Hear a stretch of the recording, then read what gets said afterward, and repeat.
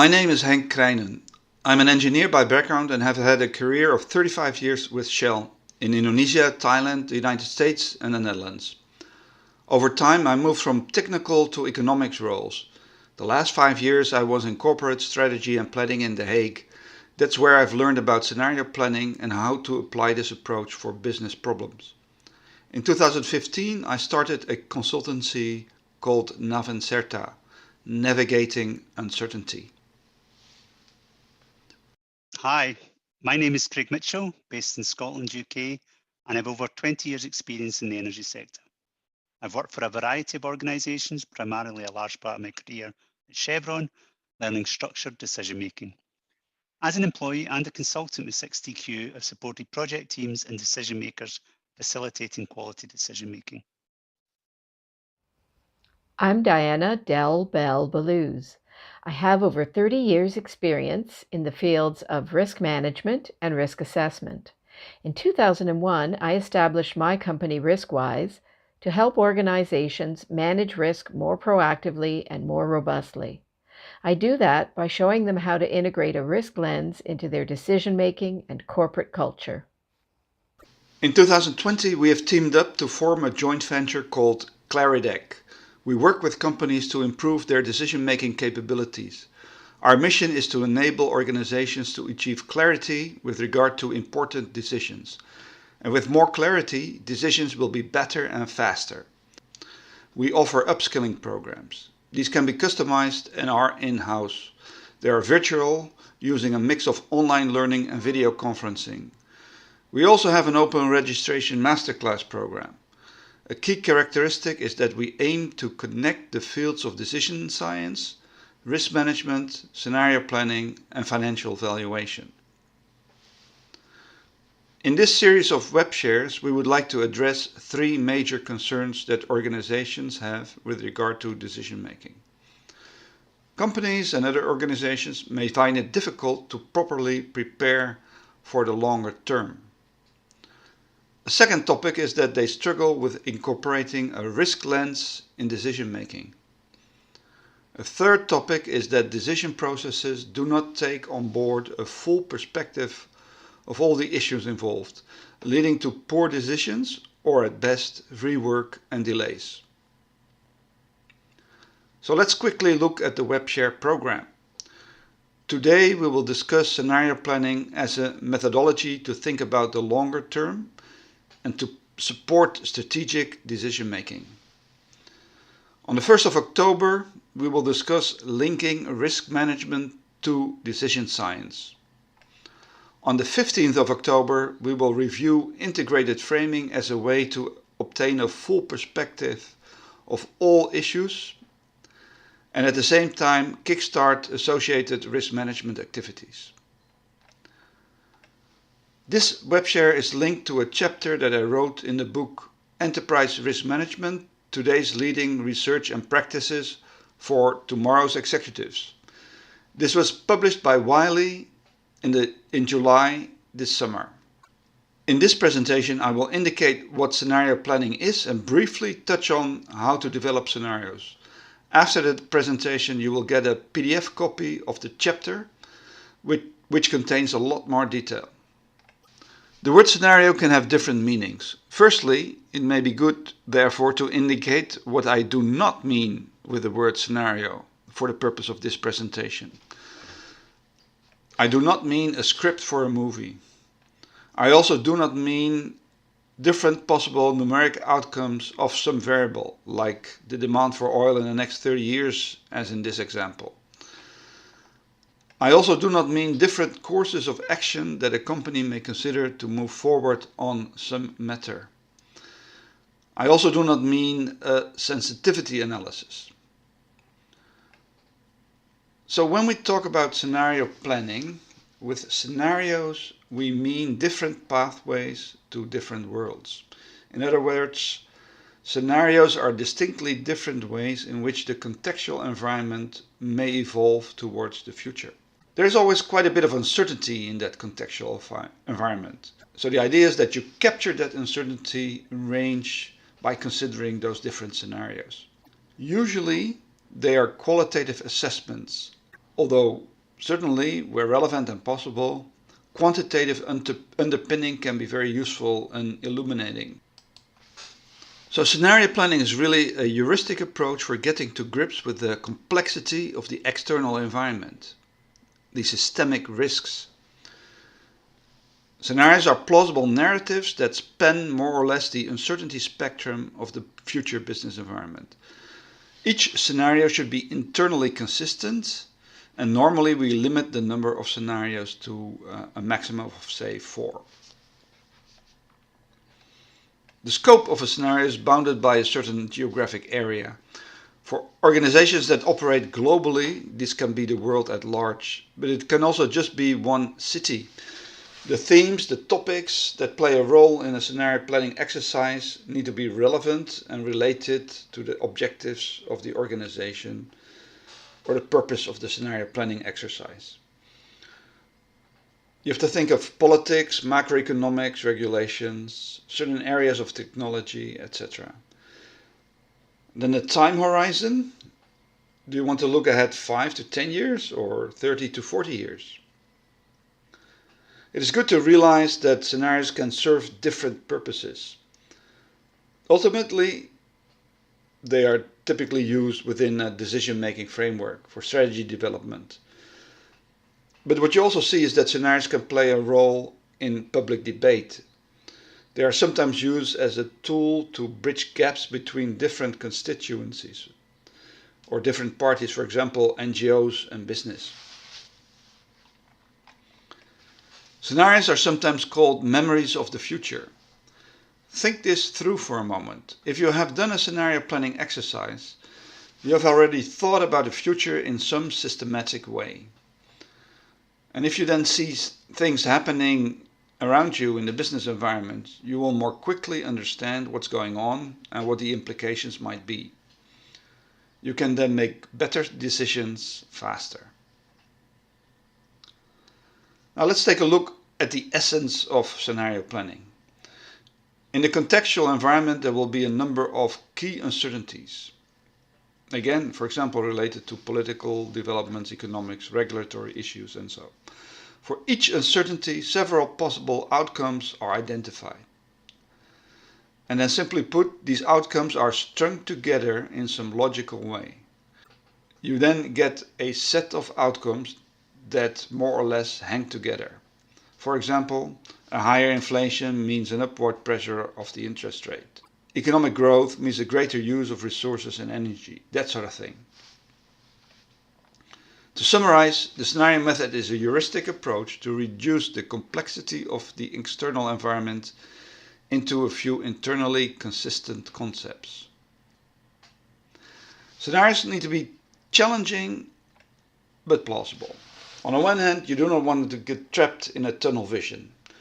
On the other hand, you do not want to be carried away by wild fantasies that are not productive and that are not really possible. This you could call cycling in the air. We really want to stay somewhere in the middle and develop scenarios that are thought-provoking but still sufficiently plausible. Next, I would like to make a distinction between exploratory and focused scenarios. Exploratory scenarios are usually global, although occasionally the scope could also be a country or a region. The exploratory element implies divergent thinking. They are really aimed at a deep understanding of the contextual environment. It is about identifying the driving forces, making the connections, and developing the narratives. The second category of scenarios are the focused scenarios. These address a very particular research question or are aimed at studying the implications of the external developments for a specific investment opportunity or strategy. Usually the scope is confined to a limited geographic area. It is about zooming in, incorporating the local uncertainties, and often there are linkages to value measures. I will briefly touch on how scenarios relate to decision making. For any organization, a simplified business cycle may look like this. There is ongoing business, which will include running it and making use of established resources and practices. At the same time, the organization should think about its future. This is the strategic positioning element. Then the strategy needs to be executed by making investment decisions or embarking on other initiatives. The exploratory type of scenario planning is usually associated with the strategic positioning phase. Focused scenario planning might find its application in the strategy execution phase. These are not hard rules, but this is more or less how you can think about it. The first and most important way scenarios help decision makers is through giving them a broader perspective of the contextual business environment. This effect is sometimes referred to as the gentle art of reperceiving. This means that one adapts one's perceptions of the world based on the insights provided by the scenario exercise. If senior leaders are receptive to this process, it obviously contributes to the quality of decision making. This is mainly linked to the exploratory type of scenarios. Secondly, I would like to mention the wind tunneling technique. You have some strategy options and you contrast these against the various scenarios. This is primarily a qualitative exercise, a platform for discussion, but there can also be a quantitative element to it. This technique can be linked to both exploratory and focused scenario planning. Thirdly, and this mainly applies to the use of focused scenarios, you could become more quantitative by looking at investment decision metrics against the backdrop of different scenarios. How would a particular investment opportunity fare under scenarios A and B? I will now briefly discuss the development of scenarios by going through a step-by-step process. But first, let's take a look at what you might very often see as an approach to present scenarios. Two variables with two outcomes gives a 2x2 matrix. In this case, economic growth and the interest rate. This gives you 4 scenarios. So how will you arrange your asset portfolio, stocks and bonds in each quadrant? This can serve a purpose, but it does not give you any insight whatsoever in the drivers behind the macroeconomic environment. So I believe that this 2x2 matrix approach leads to a very mechanistic scenario exercise. We advocate a different way. So I will now articulate a 6-step process. First, you paint a picture of today. What are the developments in the past and what are the big issues for the future? Then you draw an influence diagram showing the drivers and uncertainties that are important. But then you identify 4 to 6 fundamental driving forces, the uncertainties that you really want to focus on. For all uncertainties, however, you consider multiple possible outcomes. Then you arrange these outcomes in a logical way. And from that you develop the scenario storylines. And then you will likely need to iterate because you won't get it right in one go. So a key step in the process is the use of an influence diagram. This shows how various trends, uncertainties, driving forces hang together. It is not linked to a quantitative model. It is just aimed at getting your mind around the complexity of the contextual environment. So you map out all the relevant trends and issues that will impact the research question that you have articulated, and that is shown as a pink diamond on the right-hand side of the diagram. We have no time to discuss this specific example in detail, but I will do that in a presentation at the Risk Awareness Week early October. The next step is to look for the most important factors, the fundamental driving forces. As said, you will limit them to say 4 to 6, but it can also be 3 or 7. The fundamental driving sources are usually not the ovals that are very close or directly influencing the research question. Often they are the more indirect drivers. I have shown the fundamental driving forces in this particular example in red. These are then the basis for the further scenario development activities. Again, there is more detail on this in the chapter that you will receive and in the presentation that I will do at the Risk Awareness Week. So one more thing, probabilities. This is always a hot topic. There are different schools of thought regarding these questions. My view is the following. For exploratory scenarios, it does not make sense to assign probabilities. The time horizon is often too far out, and the scenario stories contain many different elements. Then it doesn't make sense to try to deal with probabilities. For focus scenarios, that can be different. I can imagine that in some cases it is possible and sensible to have a go at assigning probabilities. The time horizon is usually a bit shorter, the scenarios are focused on a clear question, but such a probability assessment must be evidence-based. We've developed a method for that, but there's no time to discuss that in detail here. So to briefly recap, scenario planning is a proven methodology in support of the larger decisions, strategies, big investments, and so on. Scenarios should be interpreted as alternative futures of the contextual environment. For scenario development, we advocate an approach which is based on a set of fundamental driving forces rather than the often used 2x2 matrix. So if you're interested in more detail, you can read the chapter that I will send you. To go beyond that, there are additional options to consider. We have a short online course, which we call a virtual learning bite. This takes about 2 hours to go through. But you could also consider an upskilling program consisting of some online learning and video conferences tailored to your requirements.